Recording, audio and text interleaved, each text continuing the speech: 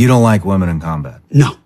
Why not? I love women service members who contribute amazingly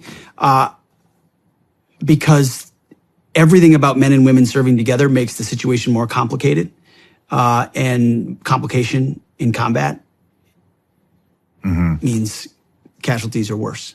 And when you actually go into the hood, again, and I got response. I've got 99% positive response to this. A little bit of pushback, but when you actually break down what they did in the studies to open the door for women in combat, I mean, they just ignored them. So the Marine Corps was the only service that actually tried to fight back and say, and now obviously I'm exempting special operations, which thus far has held the line fairly well. Because if they were lowering the standard to become a Navy SEAL, just to let women inside the Navy SEALs, that's going to change the capabilities and ethos of the Navy SEALs, except for a very small example of some, female super soldier who's capable of doing it.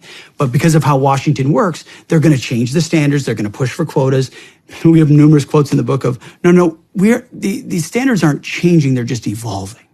Okay, they're just evolving to meet the needs of today. They're not getting tougher. They're not getting tougher. No. So they're getting lower.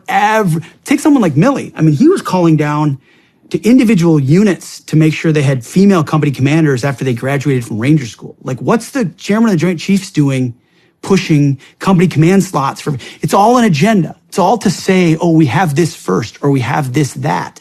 So that's proliferated everywhere.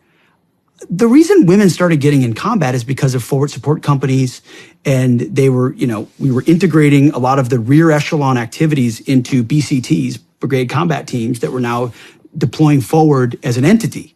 And so you had women truck drivers or fuel or mechanics on these convoys in Iraq and Afghanistan, and then they'd be ambushed or hit by IEDs, and suddenly now you have women in combat. That's maybe a modern reality in a 360 battlefield. That's different than intentionally saying, we're going to put women into combat roles so they will do the combat jobs of men, knowing that we've changed the standards in putting them there, which means you've changed the capability of that unit. And if you say you haven't, you're a liar, because everybody knows between bone density and lung capacity and muscle strength, men and women are just different. And so if you want to, I'm okay with the idea that you maintain the standards where they are for everybody. And if there's some, hard charging female that meets that standard, great, cool, join the infantry battalion. But that is not what's happened. Yeah. What has happened is the standards have lowered because the general comes by and asks a question. You know what questions are when generals ask questions. They're just a command.